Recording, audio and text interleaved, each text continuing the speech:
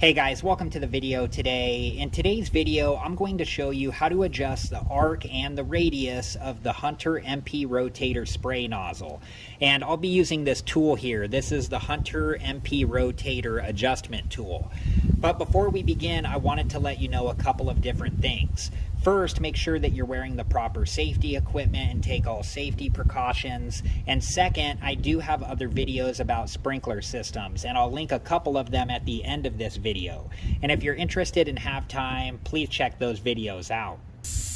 Okay, so I'll start with the adjustment arc. So I'm going to place the tool over the top of the Hunter MP Rotator spray nozzle. And you want to get this fit onto the silver part. And if you look at the tool, there's two different sides. So you want to make sure that this is the side that fits onto the silver part of the Hunter MP Rotator spray nozzle.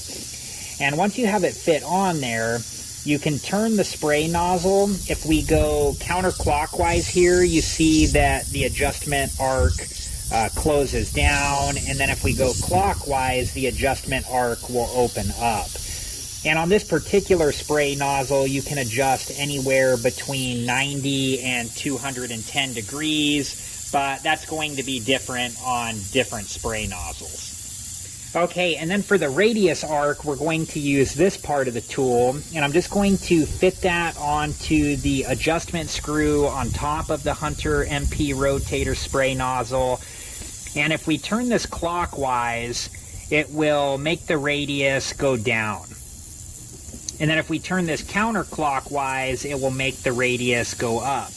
And you just want to go until you get to the correct radius for what you're trying to water.